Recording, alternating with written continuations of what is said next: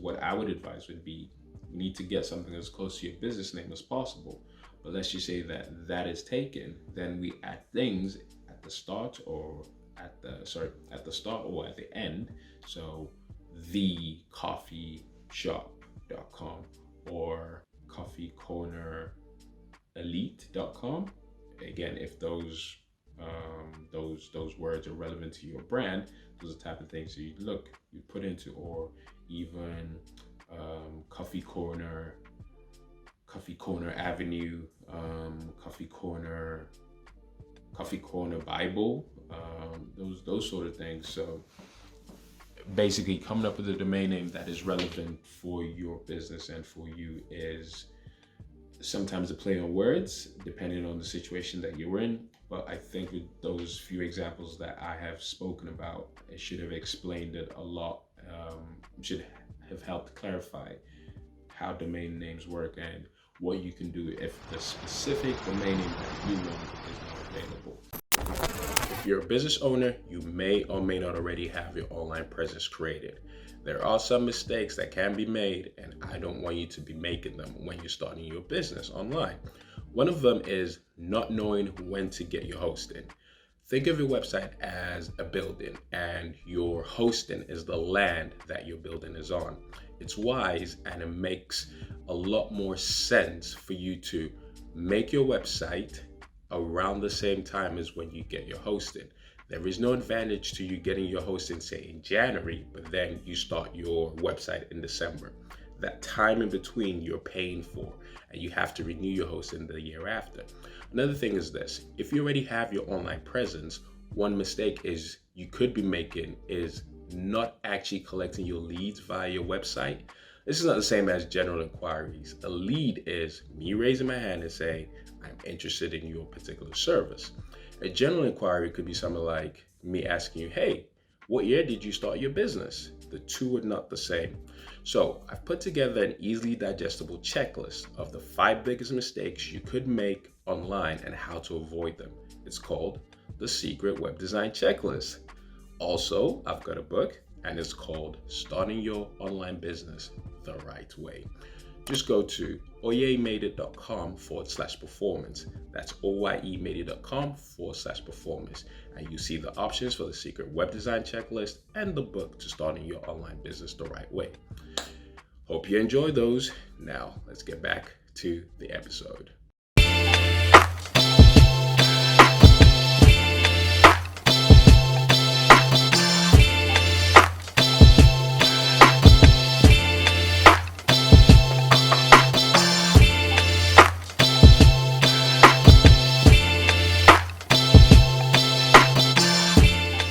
Ladies and gentlemen, welcome back to another episode of Trust Thyself.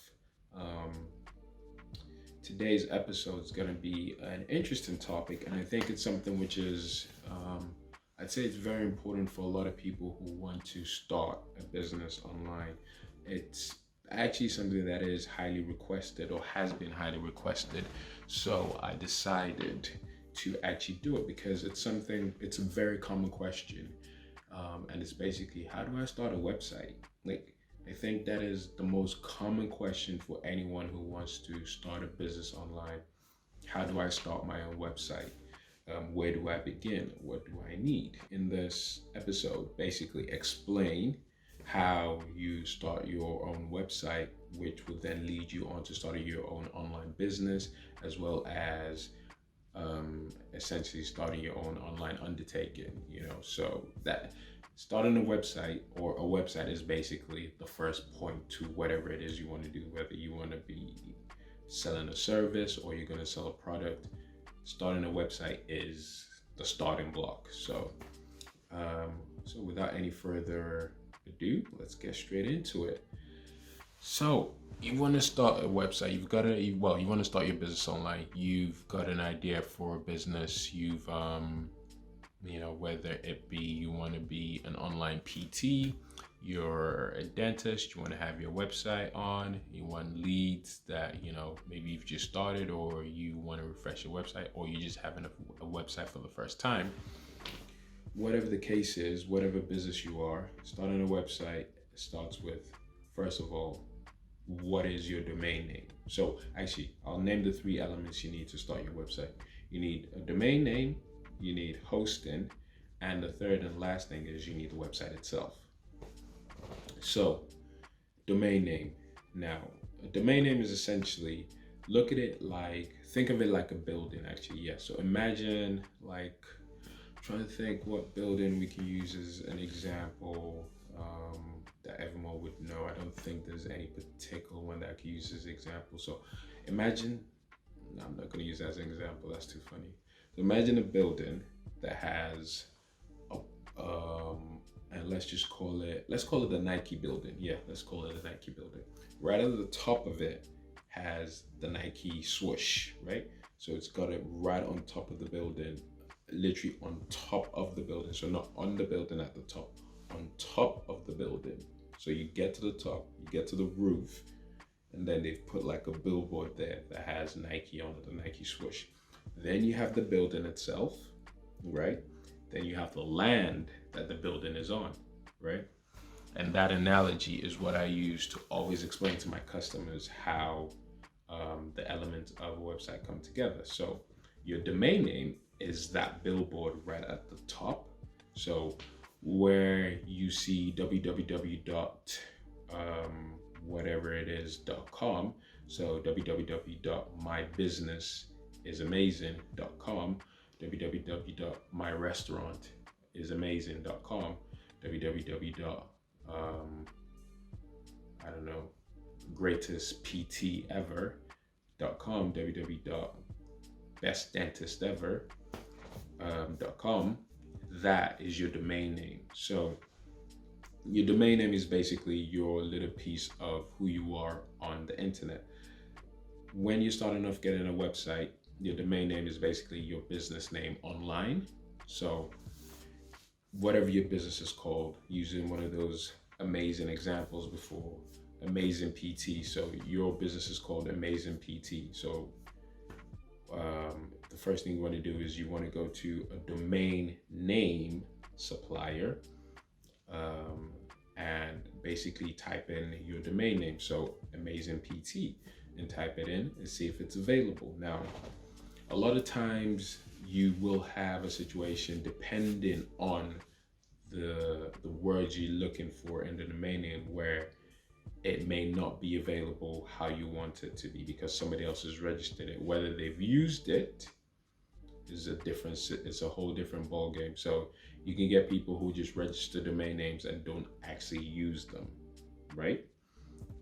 Sometimes they do that in the hopes that eventually it will sell. Sometimes they do that in order to sell it on, say, a domain selling or auction website.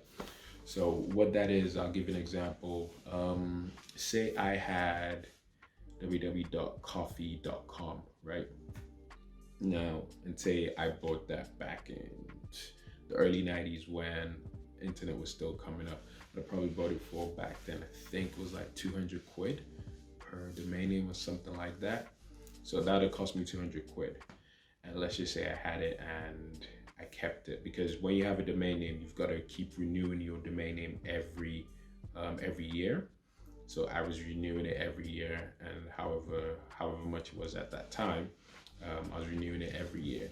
And then let's say I sold it. Me personally, if I did have that domain name, I would probably have kept it till as long as possible, maybe until 2000, and as in me knowing what I know now, I would have kept it until maybe 2018, 2019. But I would have definitely had some offers for it, definitely, because that domain name coffee.com is so powerful, because it's basically anyone who's typing coffee or looking for coffee or whatever, that would probably be the first domain name that comes up.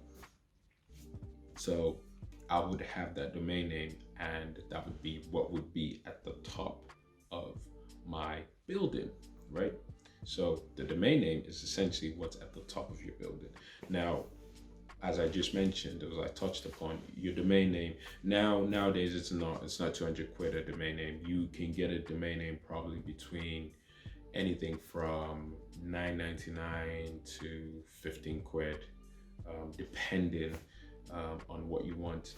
Now, for the people who are watching, who are not in England, so that is the equivalent of saying you could get it from anything from, say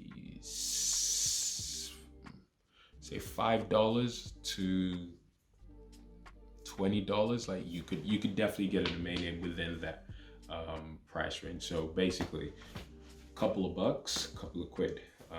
It's nothing. It's nothing expensive, especially depending on the domain name you're going for.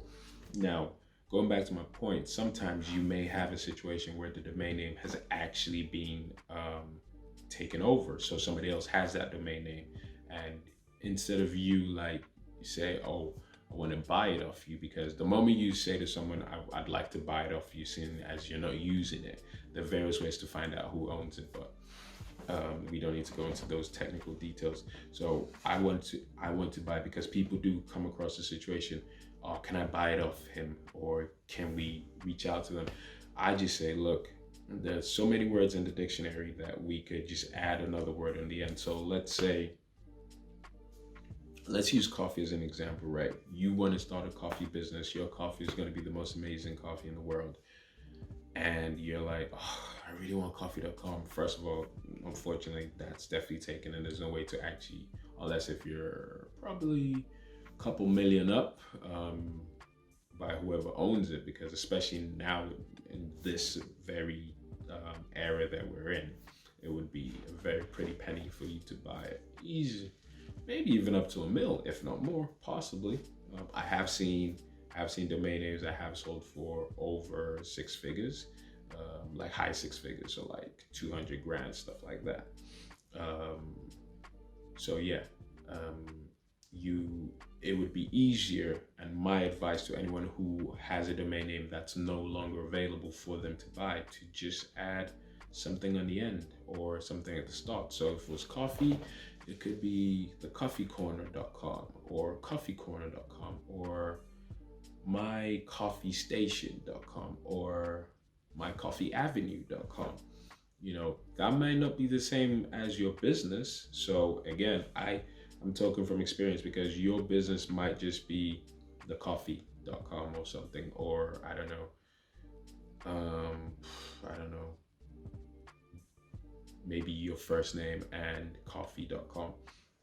But whatever it is, getting coffee.com would even be the way that wouldn't be what I would advise. What I would advise would be, you need to get something as close to your business name as possible. But let's just say that is taken, then we add things at the start or at the start or at the end. So thecoffeeshop.com,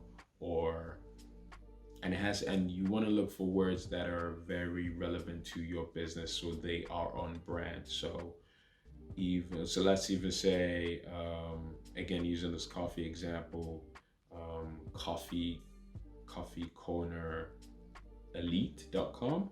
Again, if those words are relevant to your brand, those are the type of things you put into. Or even coffee corner avenue, coffee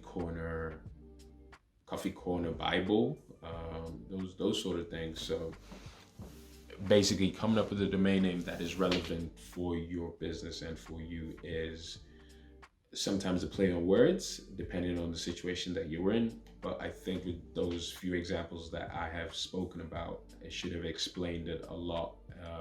Should have helped clarify how domain names work and what you can do if the specific domain name that you want is not available. Now, a good way to actually find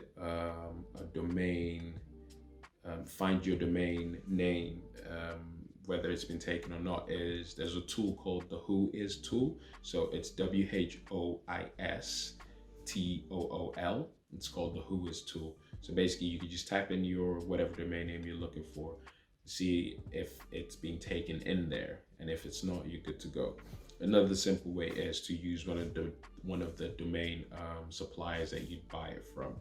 I personally recommend something like Bluehost or Namecheap, because you can get domain names relatively cheap with either of those two.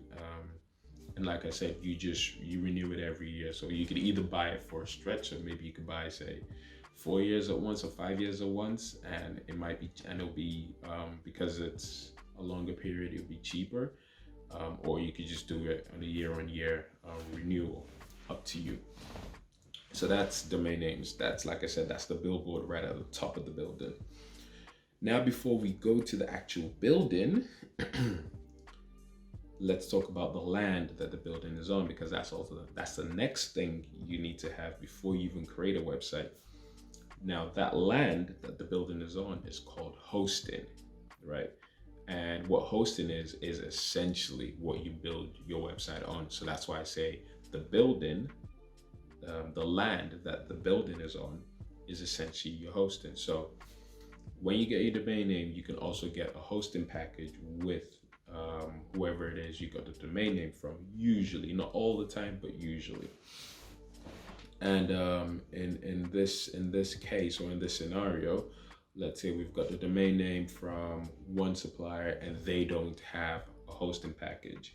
So, okay, cool. We just type in hosting into Google and see what comes up. Again, I recommend Bluehost, because with Bluehost you can have, there are very many people, but Bluehost is a really good one. There are a lot of other ones out there as well. So yeah, you could type it into Google and you just see a bunch of different ones. So you just go into them, you type in, you look for the hosting package that you want. I would say anything that provides you unlimited space, unlimited emails, as many unlimited as you can get. That's probably the best for you to go with. And it's usually going to be, it's probably usually is going to be the package in the middle. So it's never the first one or the last one. It's usually the one in the middle, on average, if you're starting a business, that most people go with. And hosting is a monthly fee, and it's inexpensive as well. And same as the domain name, hosting is inexpensive. So it could be something from, say, 15 quid a month. So actually, no, it could be anything from $9.99 a month to 15 quid to more. But usually for businesses online, small businesses online, to even medium businesses online, unless if they're e-commerce and they're doing traffic where it's a lot of heavy traffic, like say Boohoo or Pretty Little Things, Amazon, eBay, those sort of websites where they're e-commerce websites and they've got millions of people monthly coming in, even probably on a daily basis coming in. So they need a lot of hosting to kind of manage the bandwidth for to handle the traffic that's coming to that website. For most people, unless you're on that level, which is very enterprise level, you're most likely going to be between the small to medium business level. So like I said, between the first and whatever second package they have will probably be okay for you, and probably more than okay for what you need it for. So that is essentially the hosting.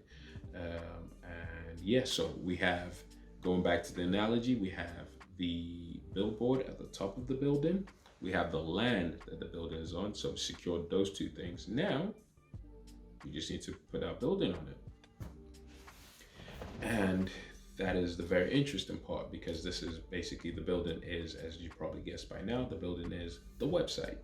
So making a website or building your website is very, for some people, it's a very exciting time. For other people, it's a very daunting task. Now, I'm going to give some tips in terms of when you want to start your own website and you want to think of, right, what do I need to do? Where do I need to start? You probably, no, not probably, you will want a website that you will have the ability to edit yourself and make changes yourself.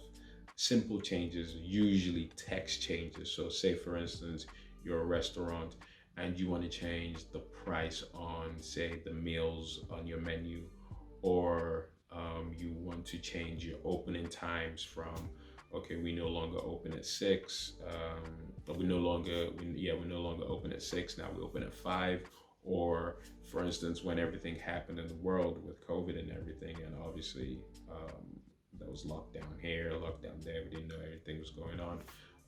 But anyway, let's not focus on that. But obviously, in that scenario, you would have changed times or edited times or changed something on the website to put a notice up that, hey, either we are not serving but we are delivering or whatever, so you would want a website that gives you the ability to do that. A lot of websites nowadays do that, but a lot of website builders, nowadays do allow you to do that. So whatever web designer you're speaking with, that is something that you would always want to say. You'd want to say to them, look, I want one that I can make some text edits myself, okay? And I say text edits because that's usually for people who have no website skills or whatever. Text edits are very simple. Go in there. It's literally like a text message. You go in there, you go to where you want to change the text, boom, get there, highlight what you need to change or add what you need to change, enter, add a space. But all those things are pretty straightforward and relatively straightforward when you actually get into the situation where you need to do that. At the same time, uploading images, you want to be able to do those yourself. Now, I always tread cautiously here because uploading images, that is very easy. It's easy to upload an image to the library, your media library on your website. That's very easy. That's usually a place, upload image, boom. Now, where it could get tricky for some people is when they want to upload images to pages on the website or change images of, say they sell products. So say they sell bags. They want to change the bag image from one bag to another. Now that is where, for people who have never done anything like that before, may get tricky. So whereas uploading an image just to your general media library on your website is easy, so for some people, uploading it onto a page or changing it on a page, changing a banner, changing the image of the bag or the product, or maybe even changing an image on a blog, for some people that might not be something that they intuitively get straight away, like, okay, I do this here, I drag it there, and it might not be. So that part I don't want to say is easy, and I would say if you do have a web designer, say to him that you'd want a website where that is possible, and it's easy to change.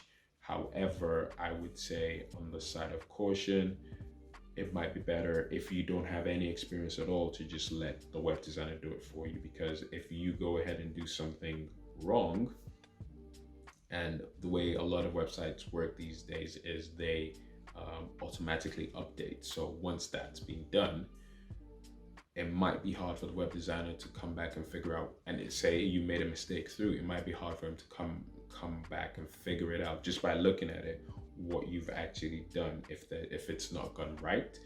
And then you have to go into surgery mode as a web designer to go back and let me go through forensic investigate the code, or the HTML on that page, or any of the metadata or stuff like that, just to see, okay, if there was a mistake, where could it possibly be? Now that unfortunately can be a longer process, or it could be a straightforward process. Oh, you did this, that's the reason why this has gone wrong. So when it comes to stuff like that, I would usually say, if you have no experience, my advice would be, even though you want a website that gives you that option, perhaps until you've gotten more confident in your abilities, let your web designer do that. As part of if you guys agree, a maintenance package let that be part of what you agree with them. So yeah, so now in terms of building a website, it's there are a lot of various web builders that are there. There's Wix, there's Shopify, there's WordPress, there's now what's it called, Elementor, there is Square, there's Webflow. To be honest, some of the newer ones, I've not actually dabbled in them yet. Shopify, yes. WordPress, yes. Wix, yes. There's a few other ones. Was it Square? A few other ones, but my favorite web builder and also content management system is still WordPress. So my advice always to everyone would be, especially starting out, WordPress is probably, oh yeah, Magento.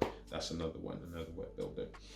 Magento is very specific to or unique to e-commerce websites and e-commerce websites that tend to have, say, thousands of products. I've never really been a big fan of Magento, so I don't really push it, nor and that's not to knock it or say that it's bad. It's never really been my style specifically.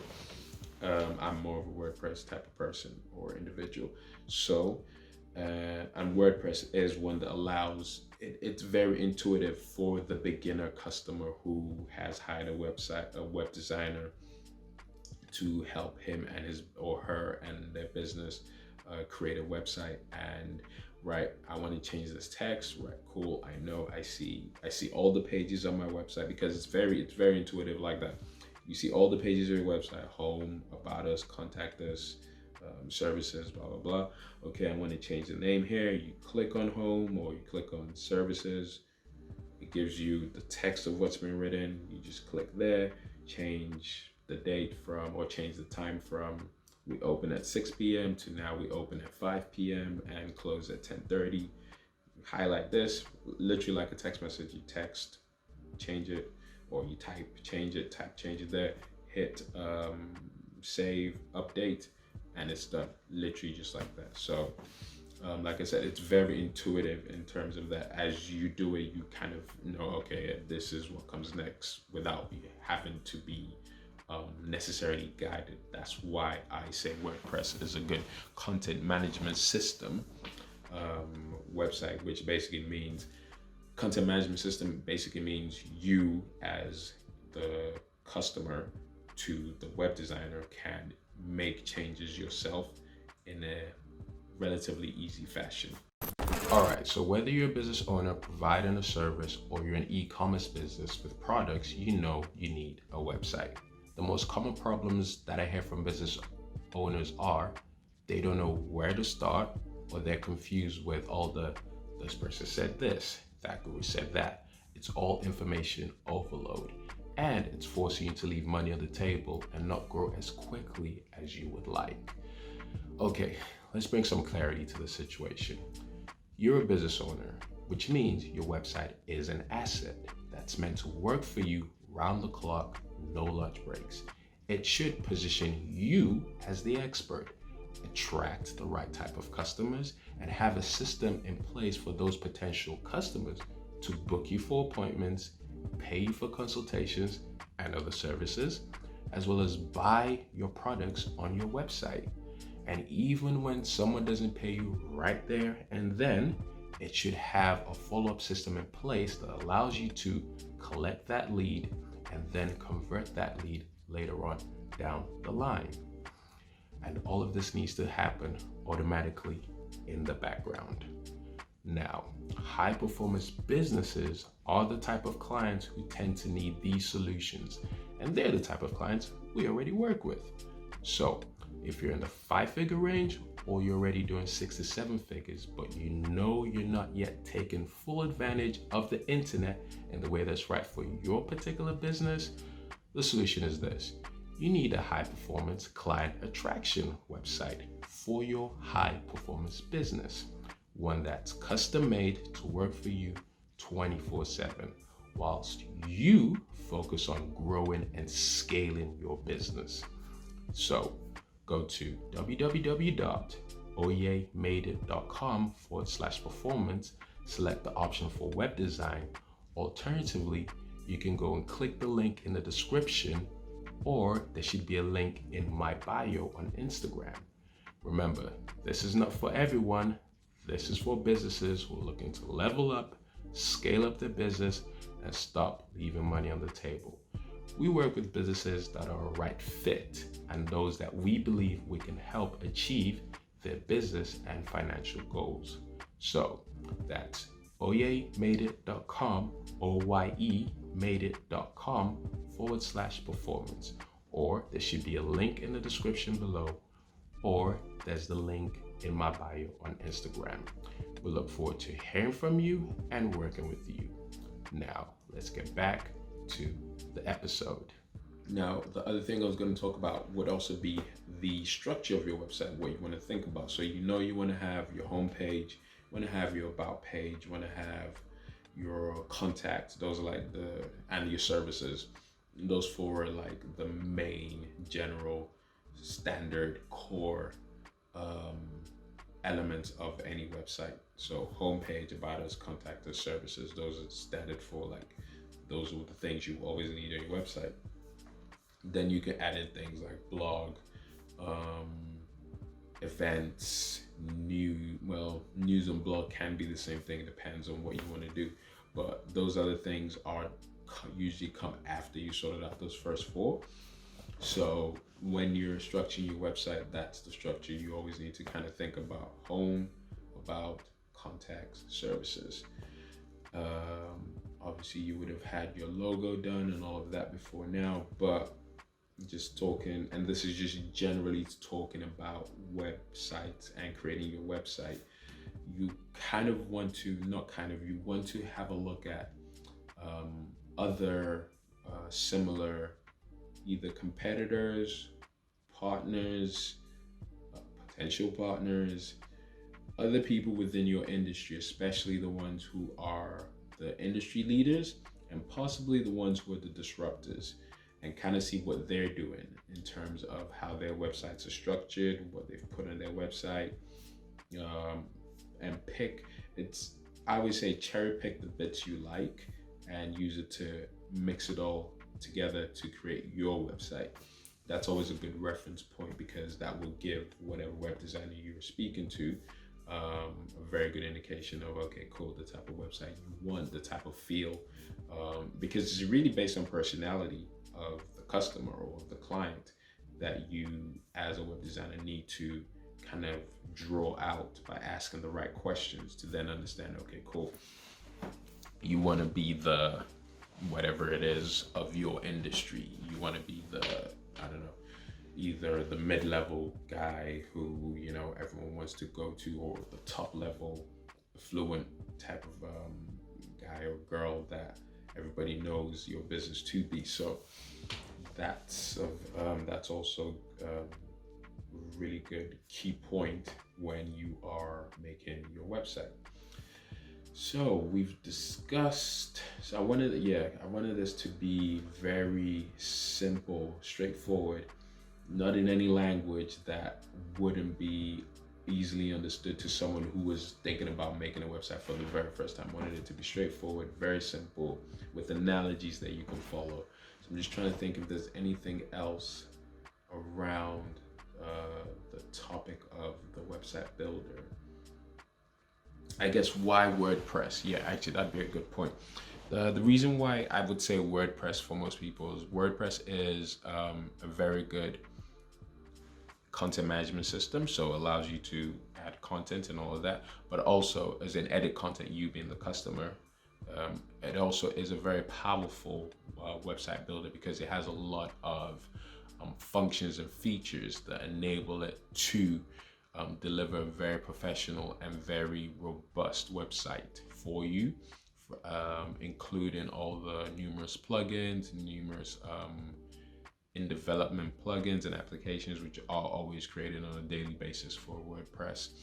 Some of the top brands actually use WordPress as well, I think. Sony and some other places. I remember actually, what's his name? Rajon Rondo. He is a basketball player in the NBA. He used to play in the Celtics. Won the championship with the Lakers this year, 2020.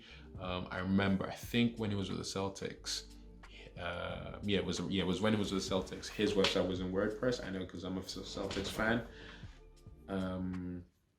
There's a few others not a few others, a lot of other people, a lot of other celebrities, and a lot of other big brands like top tier entrepreneurs and top tier enterprise level organizations that are WordPress based. So it's one that I always recommend and I would always say to anyone. But let's just say that you are starting out and you have no idea, you're not even ready to even shell out money for a web designer. Should I talk about it in this, or should I create a whole separate one? Actually, no, I could talk about it in this. So there are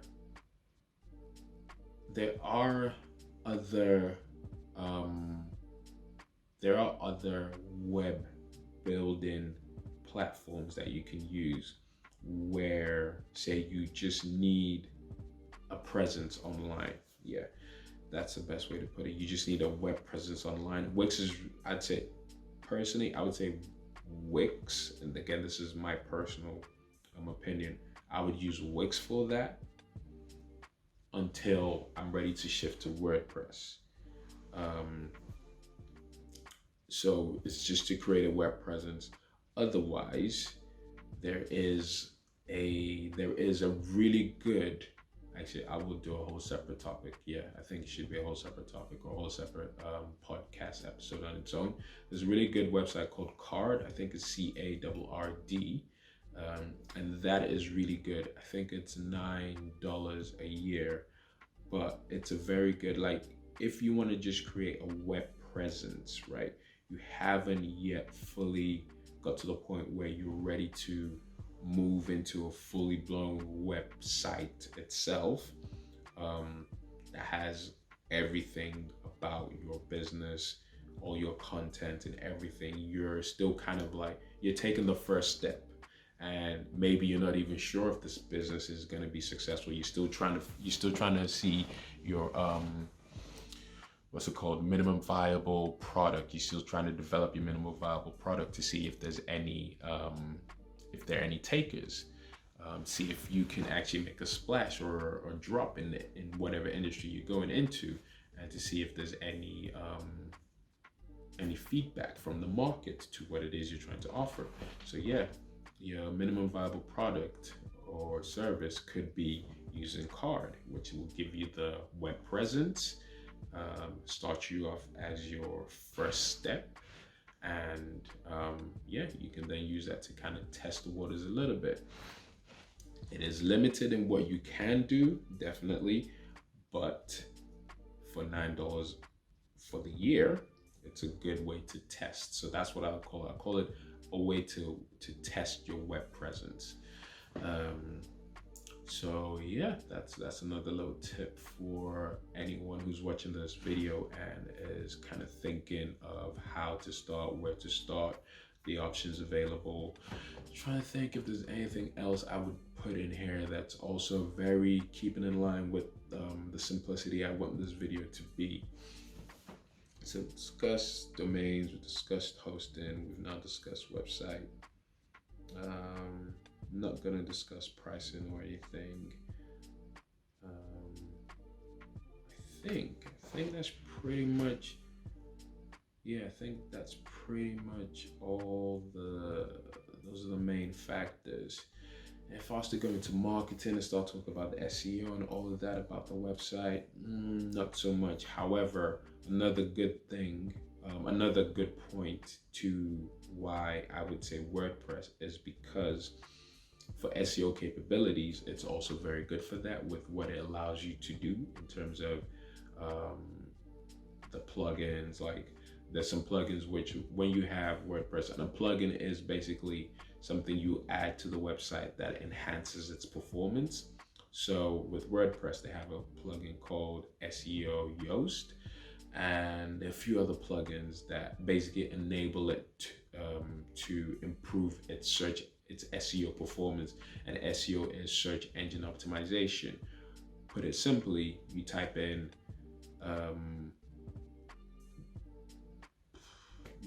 something like dentists near me and say you're in London, and a bunch of dentists pop up on Google. Now those are dentists that have done good search engine optimization practices. A search engine is what Google is. That's the same thing as Bing is a search engine, Yahoo is a search engine, DuckDuckGo is a search engine. So those are all various search engines where if you've performed good SEO practices on your website, you should come up for relevant searches to your website. So again, using the example of a dentist near me, dentist in London, dentist for veneers, dentist for braces, dentist for toothache, emergency dentist London. Like those are just some examples of keywords that would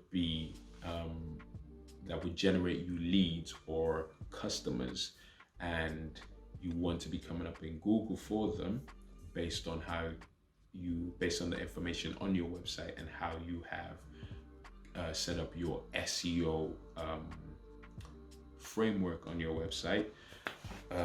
WordPress is very good. Now, I can't say to Webflow and what's the other one? Elementor.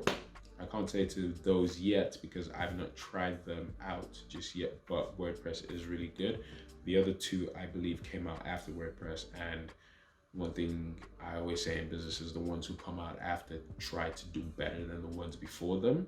And whether they are able to do that or aren't is a different question. So just off that premise, I would always be interested and intrigued by the new boys just to see what they've done and how they compare. So maybe I might do a video with that at some point, but for now, I think we've talked about everything that is necessary in terms of just basically understanding the very basics, the three main basics of having your website. Going back to the analogy of that building, you have right at the top, you have that banner or billboard that has, which is your domain name. You have in the middle, the actual building, which is the website. And you have your hosting at the bottom, which is the land that your website's on. So I hope for anyone who is looking to understand or looking for a starting point of where to have of creating a website, they now have a better understanding based on watching this video. And if you have any questions, feel free to get in touch with me. If you're watching this on YouTube or any of the social media platforms, feel free to comment below and ask questions. If you're listening to this on one of the podcast platforms, feel free to get in touch via the social media avenues. And yeah, happy to answer any and all questions to the best of my knowledge and my capabilities. Thank you very much, guys, for watching the episode and listening to the episode. And like it says in the title, trust thyself. Until the next one, it's been a pleasure.